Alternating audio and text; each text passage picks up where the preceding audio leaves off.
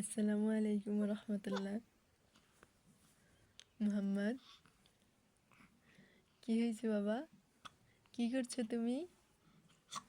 কি করছো? হেঁচকে তুলো কেন তুমি?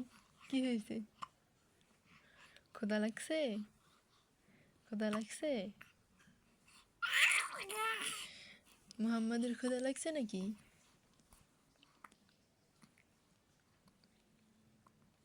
মুহাম্মদ, ক্ষুধা লাগছে তোমার? ক্ষুধা লাগছে?